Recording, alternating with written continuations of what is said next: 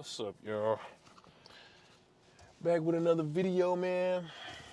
Just trying to, you know what I'm saying, maintain, figure this thing out, but I ain't gonna take too much of y'all time. Name of the video today is Don't Be Anxious Ever. And, you know, I know that we talked on this topic a bunch of times, or like you probably heard something about it, but I think there's one point that I wanna hit on that I don't think other people do. And it's the fact that, bro, there's no reason to be anxious because you're still here today. Like, you gotta give yourself some credit, bro. Like, you probably went through a ton. You know, life is full of transitions and ups and downs, and it's so many things that could have taken you off of the course that you're on now.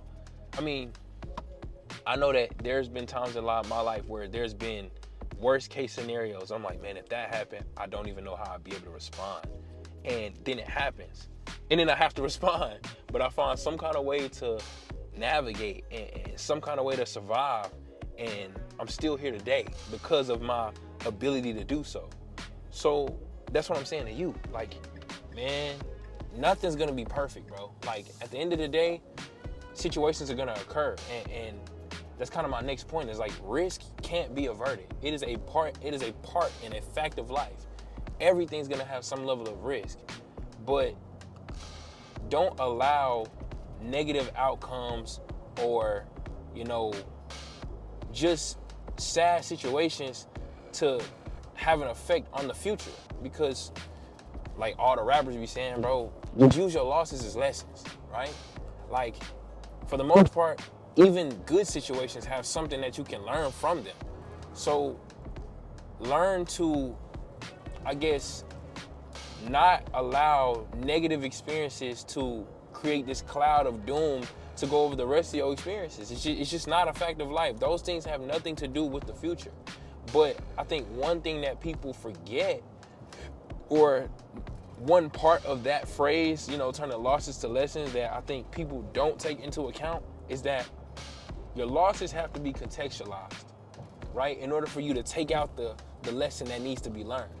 Because what happens too much is that if you don't contextualize your losses, then your lessons they're too general, or they're misleading, you know? So example of what I mean is, like, some people will have a failed relationship, and then for the rest of their relationships ever, they won't trust the other party simply because of something that person did, because they're trying to avert themselves of a feeling. But in my opinion, that's wrong because of the two principles I just stated. One, risk is a part of every decision. So when you sign up to be in a relationship, you accept the fact that that could happen. That's a part of the deal. But then two, they don't examine the entire role of being what the relationship was in itself, like how the relationship itself contributed to the negative result. So same thing with a business, anything. It's like you could start a business and the economy shifts. I mean, anything could happen, but for the sake of the example, it's kind of like, man, if you're able to contextualize what caused the loss, at least to some degree, then maybe you can apply that lesson to your future situations.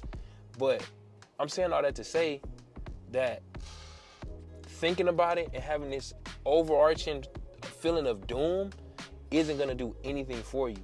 So, I mean, man, continue to give yourself credit and reflect more so on what you've been able to navigate rather than how things haven't gone your way. And I think you'll start to see that, to be honest, everything you've gone through is shaping you into what you're supposed to come into, you know? I'm telling you, man, you're here for a reason. And I mean, God's not done with you. You got a purpose. It's a reason that you're here. And I never want you to forget that. So as long as you remember those things, you're gonna win. That's just what's gonna happen. And like I always say, I just want you to prosper as your soul prospers. That's all I got.